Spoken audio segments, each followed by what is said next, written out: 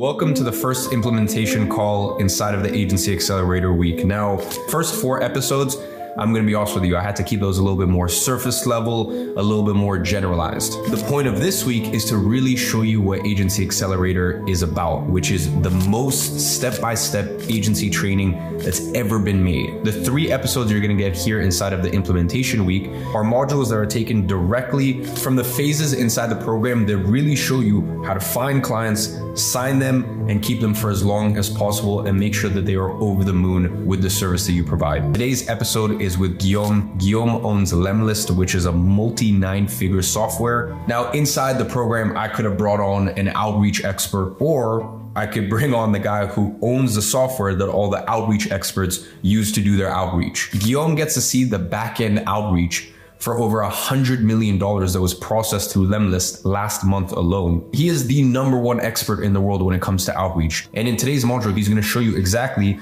how to create a successful campaign. And he's gonna show you how to do this through intent-based campaigns, which pretty much no one talks about. And with this, you're gonna be able to turn cold prospects into paying clients for your agency on demand. So with no further ado, let's get into it.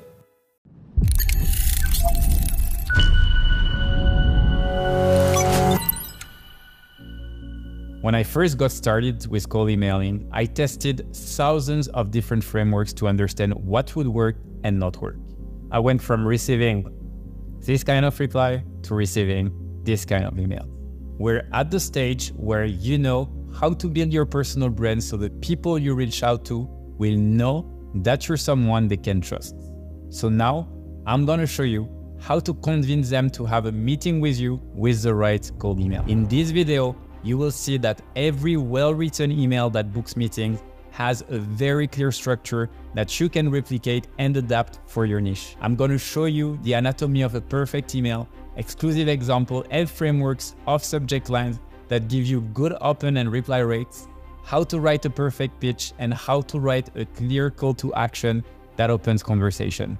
But before we dive into it, let me tell you about the most important thing that defines your email success.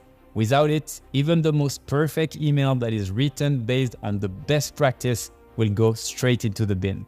Can you guess what it is? The intent. The intent is knowing when to send the right offer at the right time to the right type of customers. Let me give you an example. Back in the COVID times when everyone was trying to get face masks, we had a customer who reached out to their prospect with the worst copywriting of all time. The subject line was "need mask?" And the email had no intro, no fancy pitch, just a few lines explaining that they have masks that they can supply to offices so employees can use them. Just because the intent was so strong, people couldn't work without masks. Their email got tons of positive responses and they generated millions of dollars. When you choose the right intent, you're destined to get a response from your prospect. With the intent, it also becomes easier to write your email. Choose your subject and personalize your pitch and the call to action. And last but not least, it helps you send your email at the right time. I'm going to cover the 3 main intents so you can get the overall idea how to use them. The company is hiring, people changing their roles, and the company is raising funds. If a company is hiring, it usually means their process are going to change a bit since they are adding more people. For example, at Lemlist, we pay attention to when sales teams are hiring since we help these teams boost growth with outbound sales. To use this tactic, you can use LinkedIn Sales Navigator account filters to find companies that have grown their sales team. This is what the filter looks like on Sales Navigator. The second intent is when people change roles. So for example, if you see that someone you follow goes from SDR to manager or head of or director, we say this is a good intent because generally, when you start on your role, you are looking to introduce new tools and new tactics to increase performance within your first 90 days. To do this, there are a few things you can do. Follow these targets on LinkedIn. Set post notification for them on LinkedIn, the little bell on their profile. Add them to a list on LinkedIn Sales Navigator and activate notification when something changes. The third intent is when a company raised funds recently. If a company raises funds, they obviously have some money to spend, but this also means that they will be trying to grow the company much faster. You can also learn so much about their initiative this way, since there are usually press releases and articles that will state what they hope to do with the funding. To find targets this way, you can follow the company on LinkedIn plus turn on Sales Navigator's notification for the account, or simply use Crunchbase to identify leads that have raised funds recently. Or you can also do this manually by using Google News or through a Google search, filtering by site, like the screenshot below. You can identify your own intent to use in your niche using the same logic. Or go to Lemlist Templates library and see what other intents we also use. Another powerful intent is to reach out to people who interact with your LinkedIn content. After all, this is exactly why you're building your personal brand. So let's have a look at this post about Taplio that I wrote a month ago. This post had roughly 1,200 people commenting or liking a post about the story of our company and why I believe that the future lies into a mix between personal brand and outreach called the hybrid funnel. So what I'm gonna do is to extract all the people who commented and liked. They are the hottest leads. Then I'm gonna find their emails using a mix of Lemlist and Taplio and start sending them a multi-channel campaign. I will focus only on the first message to show you the power of intent. You can now see it on your screen. And these are some of the replies I received. For the full demo of what I've just covered, you will have Kevin who will show you how to do what I've just done step by step. Now, why did it work so well? The intent is perfect. These people liked the post and I just follow up. The conversation already started on the platform where they saw how much reach and traction I had. The trust is established and the outbound part is all about closing the deals. Now you're probably thinking, yeah, but I won't get such a reach on LinkedIn at first. That's true, but you don't need it. You see Tal, who works in sales in our team, does the exact same approach, but without the same reach at all. It might only have 10 likes, but it generated 3 qualified meetings. And that's because you shouldn't only focus on likes and comments. Sure, this is a good way to get the hottest lead, but there's a secret no one knows about.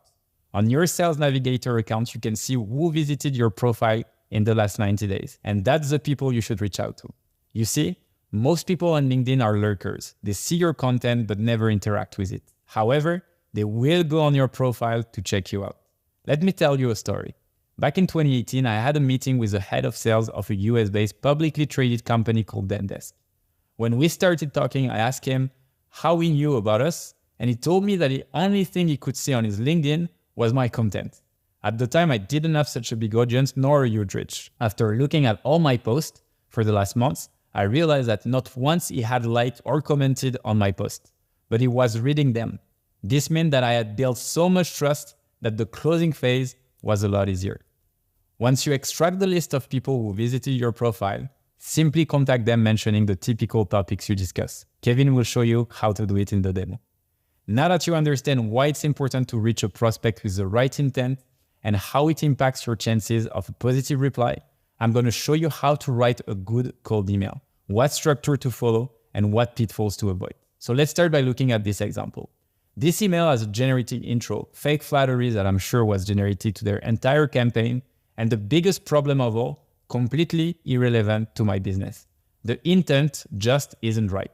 When we launch a business or work for a company, we get so caught up in what we do, believing that it is unique and awesome that we forget the number one rule of any relationship. If you truly want to be loved and remembered, you should make it about them and not about you. And if your emails currently look like this, don't worry, that's what we're here to fix. Now the ideal email contains an interesting subject line that sparks attention, a personalized intro line that connects to your audience, followed by your pitch that is centered around value for your prospect and ends with a clear call to action. Let's look at this example. The subject line is one word that isn't common for emails, an instant spark of curiosity. The intro, so you've got a team of outbound SDR, is short and straight to the point, but show that you've done your research. Then there's a brief list of struggles the prospect may struggle with, which connects to the sales pitch. The pitch clearly explains what's in it for the customers. It's not self-centered at all, and the open question calls for the continuation of the conversation. And then there's a personalized message that resonates with the company's struggle. Of course, there are some other things that you can add, but this is the basic structure. I will show you how you can create such emails in a few minutes. After you find the intent you're going to target, you need to start with a subject line. The first rule of a good subject line is to keep it personalized. Look at these two examples. Which one will make a potential customer think that the email was written just for them.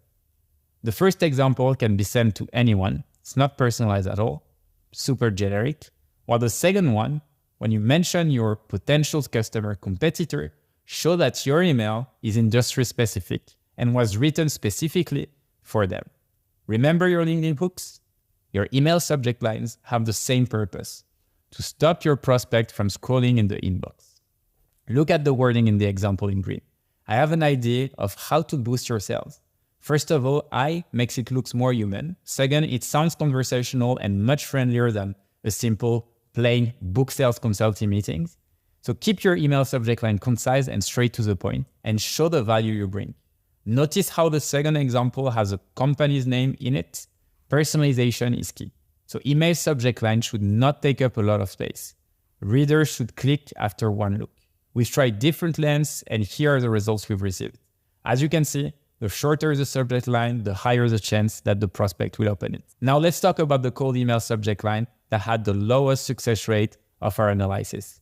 Your video will be deleted in 3 days. Do you notice how spammy it sounds? The next one is first name special 25% off coupon. This one sounds like a scam, and it's not specific enough. 20% off what? And why is it helpful to your prospect? What is your request? So let's move on to the next one. Launching your own NFT marketplace has never been easier. This subject line is too long, and again, it's not specific enough. Why would this prospect want an NFT marketplace? How is it easier? Next is 90% of companies are struggling with hiring developers. See why. This subject line is too long and looks like the title of a listicle instead of a helpful email. Plus, imagine your prospect looking at it on their phones. Half of the text won't be shown.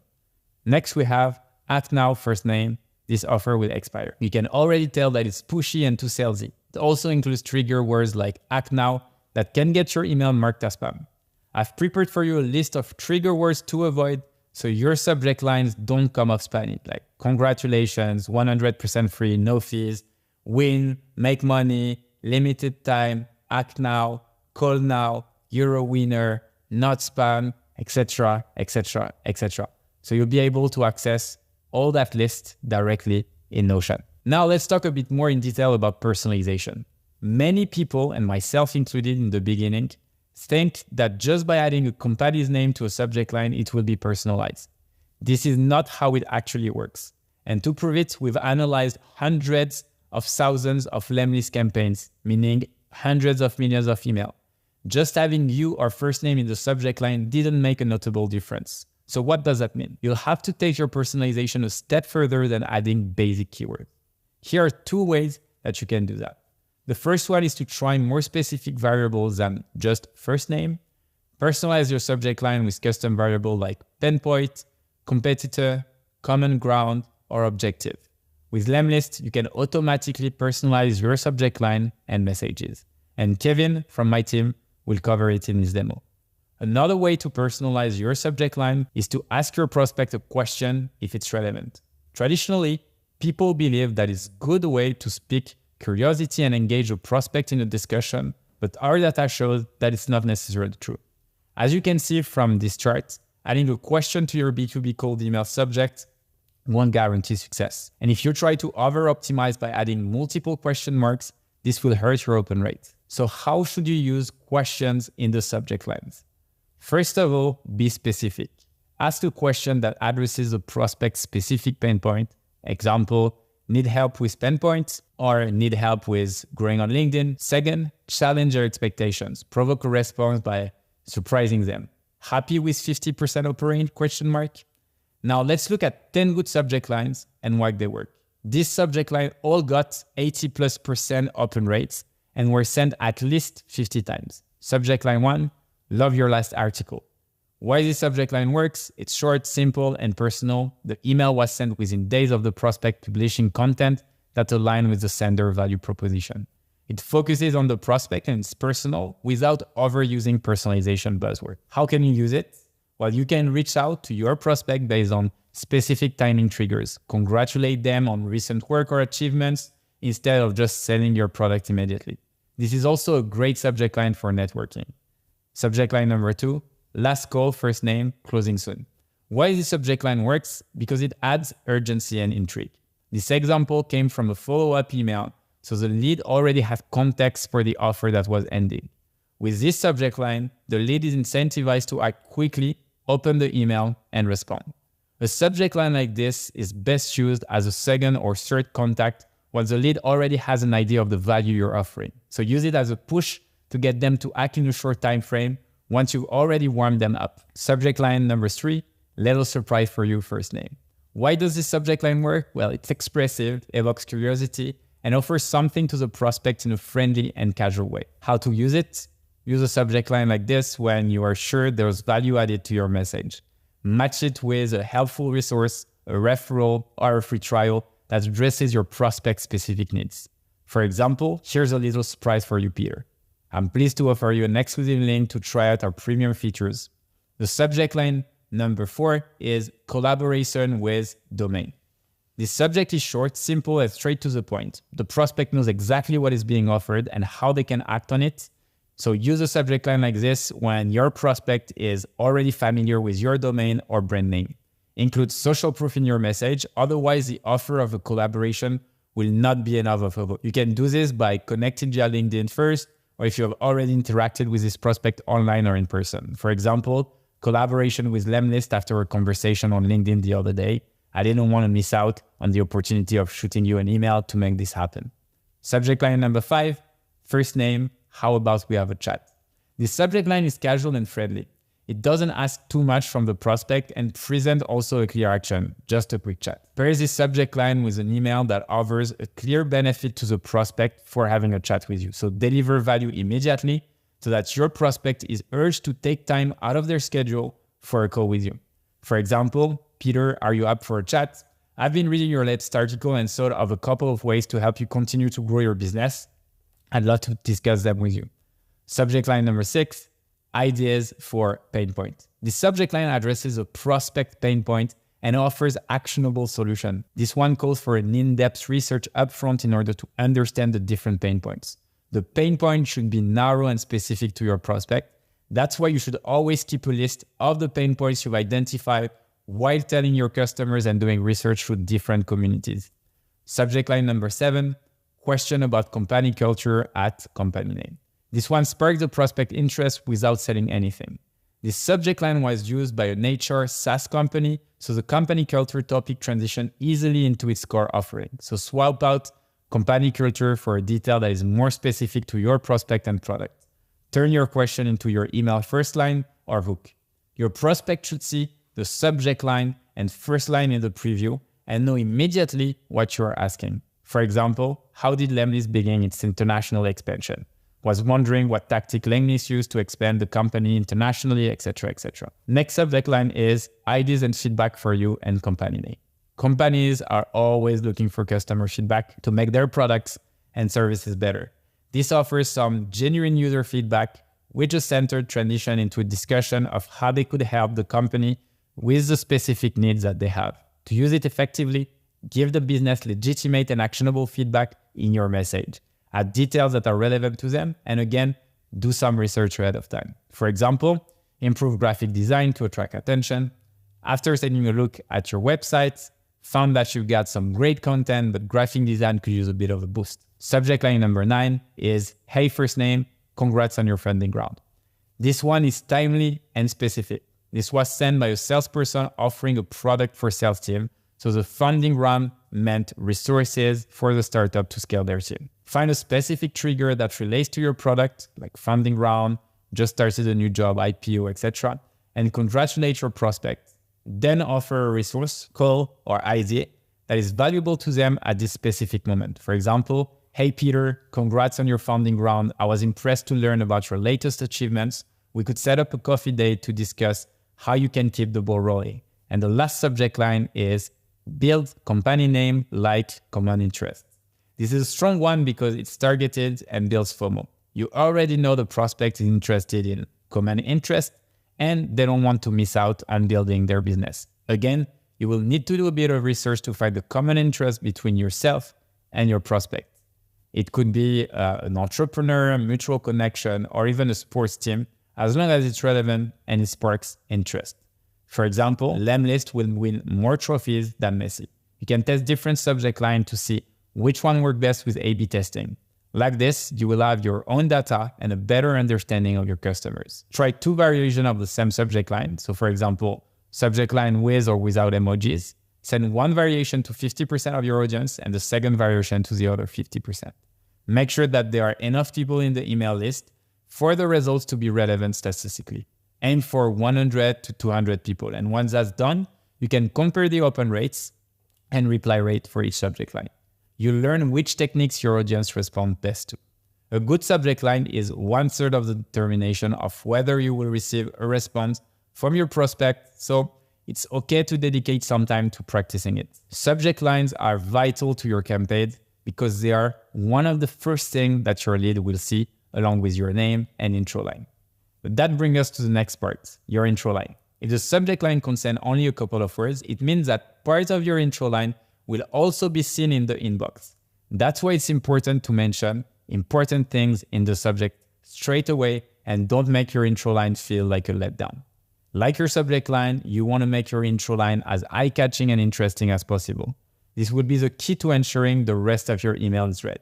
It is also way too common for us to waste the intro line focusing on ourselves instead of on your lead. You might be saying, but gee, how will they know who I am and what I'm doing? I can assure you that they will find out this information later. The goal of the intro line is not to introduce yourself, but to show them how you have gotten to know them. However, if you leave the intro line about yourself, the chances of your lead getting to the value proposition are very, very low. In this example, the intro is very generic. The idea is to move from this kind of introduction to highly personalized ones that are captivating. The best intros are value-based. So this is when you state right away why you're reaching out and how you can help. You promise to either solve a problem, boost efficiency, or offer game-changing info without any string attached. Start strong by showing what's in it for them to ignite a conversation. Once they engage, you've got the green light to pursue them. For example, I've got a hack to slash your content production by half. So make it about them, not about you. Look at these 2 intros. The first one jumps straight into selling. The second one shows that you've done your research and understand your prospect. So a great intro is also when you compliment their achievements. So here, a prospect shared a post about their latest company's win. Since Empire is on the same growth path, I use the company's news to build my intro line. In addition to a company's milestone, you can also use the opening line to celebrate someone's promotion. This creates an even more personal connection between you and the reader, as it shows you're not only following the company news, but also their progress as an individual. Here's how a member of our team uses this kind of opening line to connect with a prospect. You can also start by showing that you understand your prospect needs and struggles based on the content they share. So look at these 2 examples. The left one doesn't show that you've done any research. It's salesy and very self-centered. The right one addresses the right struggle and suggests that you are gonna propose a good solution to it. Another great way to start your email is to show that you share the same opinion as your prospect. This creates an emotional connection and increases the chance that they will be hooked and keep reading.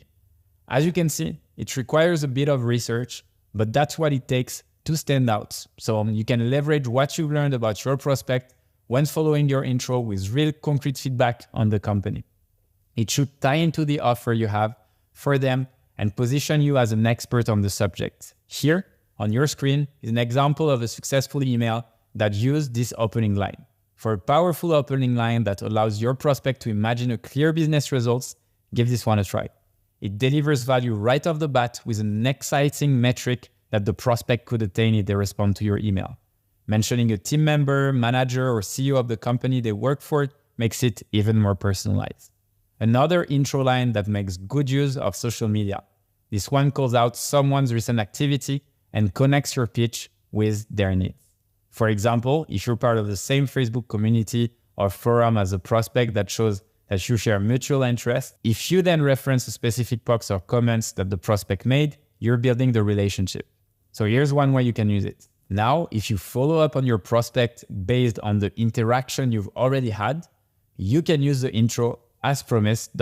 For example, Tal uses this intro when sending his guide to people who engage with his LinkedIn post. If your prospect attended one of your events, for example, like a webinar, you can send them a follow-up with this intro.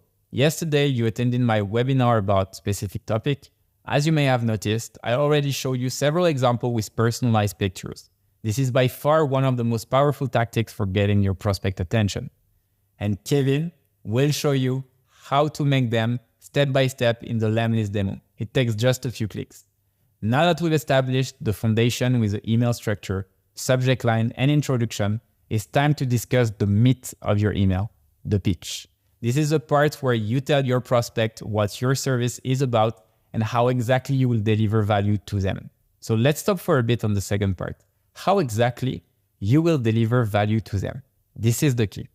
Since the very beginning of the course, I've mentioned that you should obsess over your customer's problem.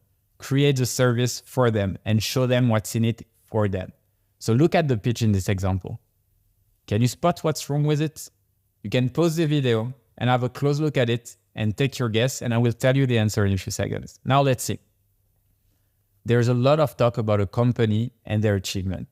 No mention of the prospect pain point, as the only focus was to talk about their service. No personalization, which shows the email was probably sent to hundreds of thousands of people. Overall, it's very self-centered. So how to get in touch with your prospect by making the email about them and not about you? Let's look at this example. The pitch focuses on the prospect struggle and the need for automated enrichment of the accounts. It aims to create a relationship, not sell. It also creates an emotional connection because it mentioned that we know how much time it takes to do this task manually. Another mistake to avoid is focusing on too many pain points. I know you've done your research in the past and now understand your prospect really well, but remember the golden rule of focusing on the most important problem. This applies to your cold email too. Take a look at the pitch in this email. Why this cold email won't get many replies? First of all, it contains a bullet list of different business activities, which can be confusing for the prospect as they won't be sure what the company's specialty is. There is no clear value proposed, and the prospect might get lost in all the info searching for it. And because there is no clear personalized pain point, the email might seem robotic. So let's see the better version. This email underlines the exact pain points that the prospect is currently facing, which will make them relate more easily. It also makes the value very obvious, so they have a reason to reply. It also includes numbers as social proof to build more credibility. Everything you have to offer might be impressive for you. However, your prospect would care more about a specific service or product solving their specific pain point. The more you show your prospect you understand their struggle, the easier it is to tease them with a solution will bring more replies. Another golden rule for succeeding in your outreach is to talk in your audience's language.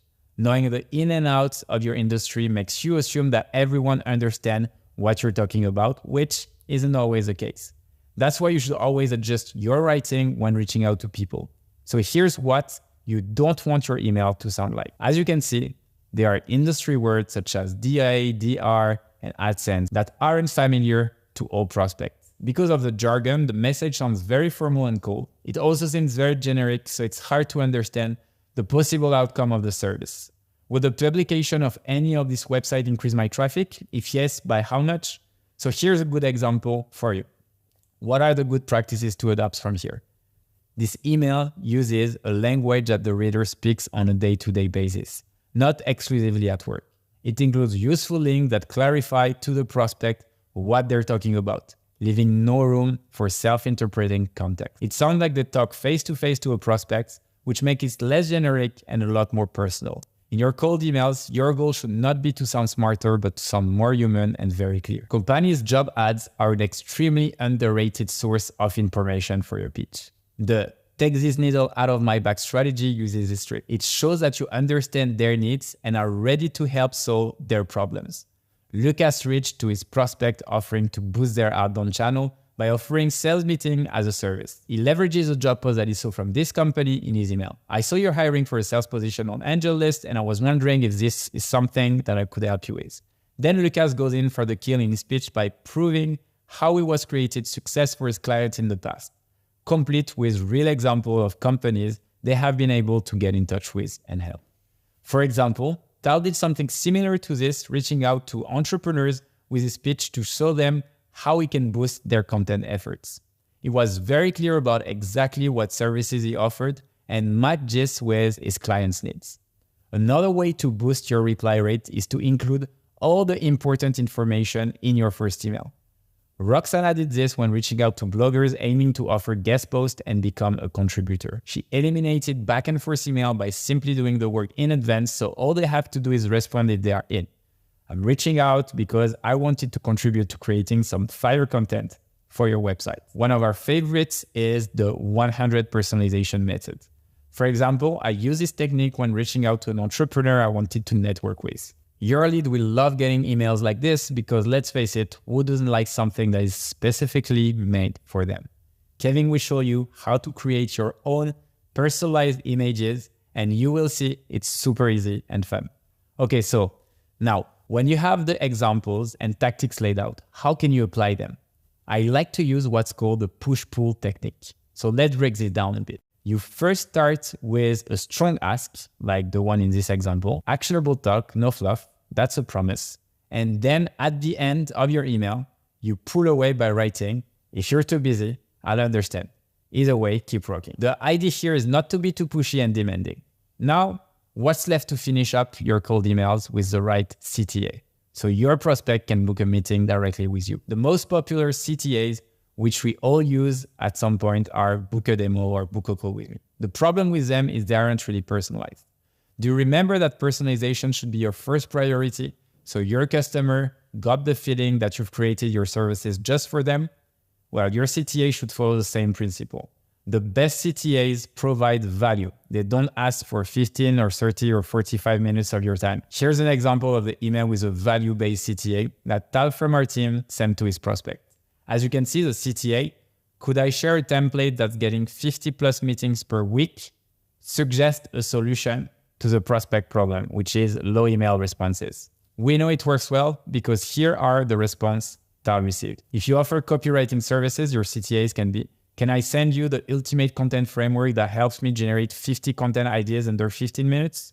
That's why you need to understand your prospect struggle, so your CTA can address them. Avoid sending a link to an hour-long webinar that you've done on the topic, as well as inserting some 100-page studies you conducted.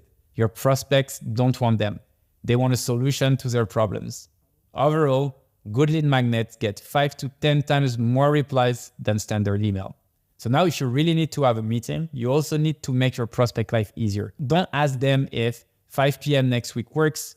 Instead, insert your Calendly or Lemcal link so people can pick the convenient slots themselves. You can and you should personalize your closing line. That's where liquid syntax come into play. You're probably thinking, gee, what is this again? But wait, don't be scared. It's a technique that brings your cold email personalization to the next level. Liquid syntax will also save you a lot of time down the road too. It's way easier than it may seem. It basically allows you to personalize your email based on specific criteria. So for example, when you have leads with different positions within the same campaign, and you want to mention a different pain point depending on if they are like a head of sales or SDR or BDR, well, you'll be able, thanks to liquid syntax, to personalize emails at scale for all your leads. And it works as an easy code builder with condition. Like if this or this, then do that or that. So like if it's a founder, send this text. If it's an SDR, send this version, etc. Of course, when you start playing with it, you can do so many more cool stuff. For example, you can split your email list into 3 segments and divide them into buckets. Let's say these 3 segments are agencies, sales teams, and startups. So each of them can have a different closing that is most relevant to them. Here's how you can do it too. Add a segmentation column to your CSV file, just like this one, then write different closing lines for each segment, then go on Lemlist, create an email and click on add a custom variable, and then choose add liquid syntax. The liquid syntax will then separate different segments automatically like this. But Kevin will show you how to work with liquid syntax based on the prospect job title, the language they speak, and the time your email is sent in a demo of Lemlist a bit later. While they may not get as much attention as subject lines, your email closing lines or CTAs are just as important in writing an effective cold email. They are the final push to convince your prospect to take action. And since your goal is to make your prospect go to the next step, Here are the most important key takeaways to remember. Be short, clear, and concise. Create a smooth transition between the pitch and signature. Get prospects excited about the next step. Use personalization to stand out. Include zero friction, so make your prospect life easier. And always try to build relationships before trying to sell. Now that you understand what it takes to write a perfect cold email that gets replies, let's move on to setting your multi-channel sequences for maximum results. See you in next part. Peace. So the next few days are going to feel like Christmas. This was just the first of 3 implementation classes that we're going to be running through. And I also want you to know that this is just one of 17 modules that Guillaume has recorded for Agency Accelerator. So today you just got a tiny piece of his outreach masterclass, basically a full course in of itself that is inside of Agency Accelerator. Make sure you go ahead and click the link in the description, join Agency Accelerator. And on behalf of myself and my team, we're very, very excited to be working closely with you to grow your agency. And on that note, I will see you in the next implementation class.